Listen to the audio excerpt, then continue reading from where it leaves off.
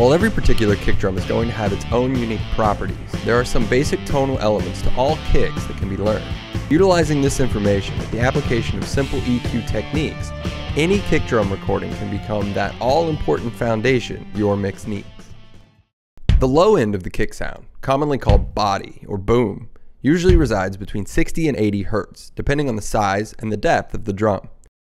In more vintage or jazzy kick drums, which tended to have smaller shells, this body range could creep up closer to 100 or 130 Hz range, where you should notice a clear tonal ring. Boosting frequencies in these ranges can round out or fatten up your kick drum sound. Cutting in this range can thin out the kick, simulating added attack. So if more attack is what you were looking for, this technique can actually buy you much valued tonal real estate in the lower frequencies of your mix. Tight cues in this range when boosting will give you a distinct punch, while widening out the band is a surefire way to produce more of a low thud, that sort of feel it in your chest kick. Great for driving subs. Be careful though not to get too wide, because boosting in the low mid-range can add unwanted mud to your kick and in turn your mix. The impact part of the kick sound, commonly called the slap, or some variation thereof, is the sound of the impact on the beater head of the drum and can be found in the neighborhood of 2.5 kHz. Boosting here with a wide cue gives you a very intense attack, that sort of feel it in your throat kick.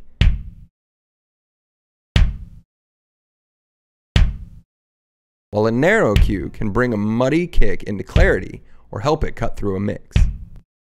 Cuts in these frequencies can also give you a similar effect to boosting your low-end frequencies, again leaving you more tonal range for other instruments to live in your mix. There is a second part to the slap or beater sound, sometimes referred to as click. This is actually the impact sound of the beater and usually hangs out up around 7 kHz. Boosting here can add more clarity to your kick, especially if you need to help cut through a particularly full mix. Often, super low vibrations can plague kick drums. The mic being placed on the floor can cause excess rumble, or maybe just the general shaking of the whole kit is causing errant low frequency vibrations. A roll-off below 40 Hz can help prevent undesired lows of this type.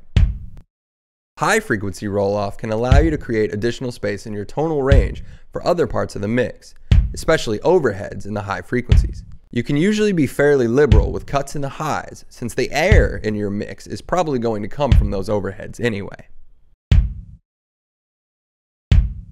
Keep in mind in this process that boosting in all frequencies is ineffective, since it is the same as turning everything up.